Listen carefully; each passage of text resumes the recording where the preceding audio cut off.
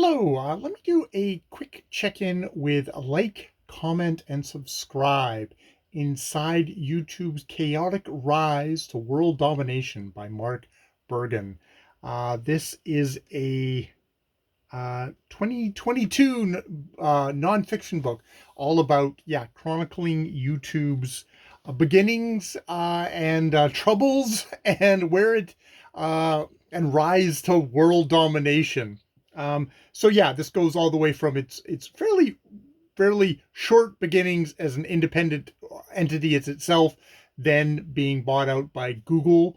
How it might have been some other people, but really, who was going to have the money? Who was going to have the capacity to actually take on Google, not on YouTube? And it's a massive, it's the things that the massive amounts of computing power, of money that it needed behind it to actually go in thing. So yeah, Mark Bergen, who is a reporter with the Bloomsburg New Business Week, a tech definitely a tech reporter, tells this tale. And it's interesting because there's a lot of the public facing stuff, the scandals, stuff like Adpocalypse, PewDiePie's many issues, the stuff where LGBTQ plus creators are being suppressed for various reasons. What's advertiser friendly? The whole schmozzle with YouTube Rewind in 2018. Starring Will Smith at the very beginning there. I'm familiar with all this stuff. Where this book is kind of gives you insights is that he interviewed here. I'm going to look because he has at the end of this book, which all I think really good nonfiction books should always have. There's a note on sources, and that he notes that he interviewed more than 300 people who are part of YouTube's history. That includes nearly 160 current and former employees of YouTube and Google. Many of these conversations were on the record, but others were conducted anonymously, off the record, given that there's very strict confidentiality rules that Google's asked its employees, alumni, and partners to follow. And he notes that none of the people who actually were the head of who have run Google, that's Chad Hurley, Salar Kamangar, or Susan Wojcicki, they all declined to be interviewed. Larry Page and Sergey Brin, Google's co-founders and the majority shareholders of its parent company, Alphabet, have not spoken to journalists in several years. So that is I think where the book really shines, because a lot of the public facing YouTube history you can find actually on YouTube. One of the things this book does is it will refer to specific videos, and as I'm going along, it's like, oh, okay, and I pulled up various of these videos. I made a playlist of them actually that I will probably, when I actually do a proper review of this, I will share. Just to give you kind of this, so it's one of these, it's a self-documenting on the public side of things. Now, the thing that anybody who actually depends on their living for as a creator on YouTube will say is that that what happens in the corporate side of things is oftentimes it feels like a complete black box.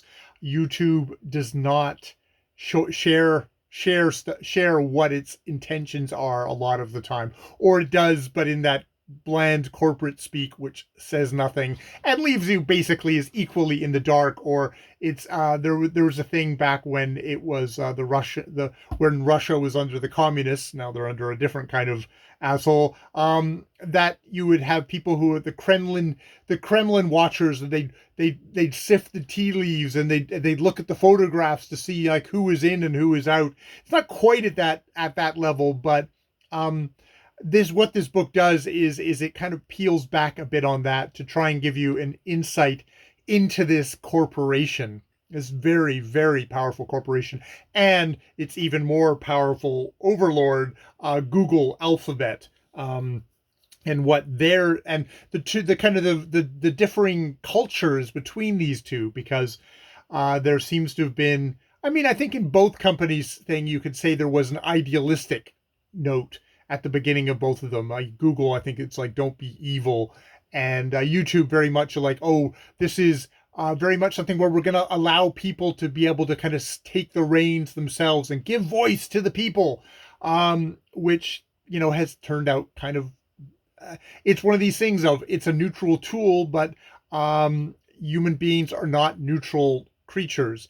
For all the great, wonderful, spiritually uplifting stuff, you get stuff like children fetish videos and other things that I won't mention, because if I post this on YouTube, the computer that watches this all will probably catch my catch keywords. I could talk about the worldwide illness that we've had and how there's so much misinformation spread about that. I won't actually mention its name because I have indeed been not a victim, but I've experienced being watched and having a video pulled and getting a warning for violating community standards for what seems to be just combining stuff. I am not. I mean, every radical would say they're not a radical, but I was someone who was doing a book review on a science book, and happened to mention that illness that has been troubling us all in the last couple of years. This is 2022, so you can do the math on that. And I believe the computer decided that I was up to no good, even though I was reviewing a book. But yeah, and a book that was this was a book by a mainstream author who did a biography of Steve Jobs, you might know of. And this was all on a certain scientific process of gene editing, and apparently a lot of those keywords just combined together in that long and rambling review that it didn't go well for me. So I'm well aware of what is, especially I think in the Google thing of like, we don't throw people at problems, we throw computers at problems. And I mean, you can see their point. Something like YouTube, the amount of material that passes into it, including this video, is yet another little tiny droplet in the ocean of videos. There's like no human being would be able to kind of keep up with all this stuff. So that leads to having computers do it. And computers, as much as they try and hone things and create an algorithm, that is the whole thing of a set of instructions, a very complicated set of instructions of how to kind of sift through stuff to make it advertiser friendly. Because unsurprisingly, this book does seem to be pushing to the conclusion of, this is a business. This is about ads. This isn't about this video. This is about ads that potentially would play around.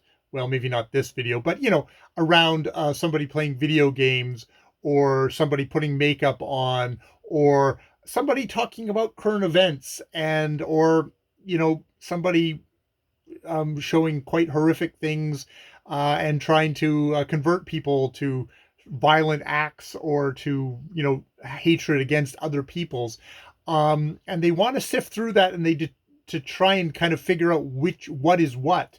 And at the end of the day, that it's a corporation and that their main goal is watch time. It is to make stuff that advertisers will give them money for.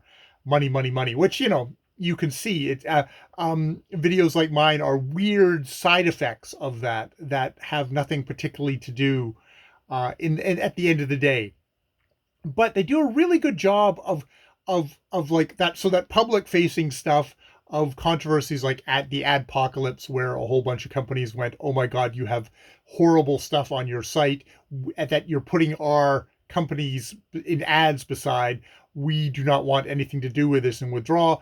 And YouTube having to figure out, okay, we can't be just a bastion of unquestioning extremist free speech. There has to be limits. But what are those limits? And it's a corporation deciding, it's a computer deciding, and it's a computer and a corporation deciding for monetary interests when it comes down to it at the end of the day. Yeah, so I am enjoying it. I'm enjoying it so far. I searched for booktube in the here because I am a member of that tiny little slice of niche, and I found it in one of my own notes in the book. No, the book itself does not refer to booktube because if one of the other things that this book is really good at doing, it's, I mean, I know it intellectually, but this just like going, oh my god, the size of this. But this is primarily, I think it's no its notableness, its value is as a business book, less as a cultural book on the phenomenon of YouTube and what it might say about the human species. This is far more about the corporate side, and I guess as somebody who uses this particular sandbox, I find that fascinating.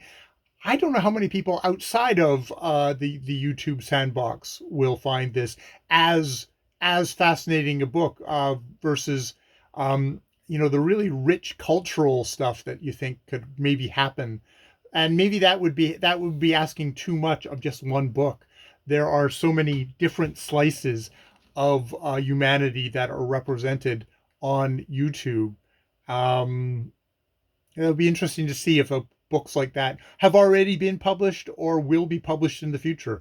I'm struck by, in some ways, it's like I labeled my playlist about all the videos that I'm collecting about I called it old booktube. None of those videos. I think the oldest thing is maybe like 2006, which that's old for YouTube, like 10, 15 years ago, old videos. But you think 10, 15 years ago is not that far, is is for me, some 50-year-old old dude. That's not very far, but in internet era way, that's like, wow, this is, it's come gone from being some little scrappy thing above a pizza parlor to being something that is, as they say, you're a joke, you're a threat, and then you're obvious, which we're kind of bopping between threat and just obvious, like it's the establishment. Um, and that's an interesting place to be. That thing of like, we haven't quite ossified yet. So like all of this is all probably could potentially be the early days of YouTube, or it could be this giant arc, and maybe we're coming to the crash, and it's going to be ancient history, and it'll be something that will be like MySpace or something like that in another 10, 15 years. That'll be fascinating to see. And if it is, you won't see this video because it will die with it'll die with YouTube.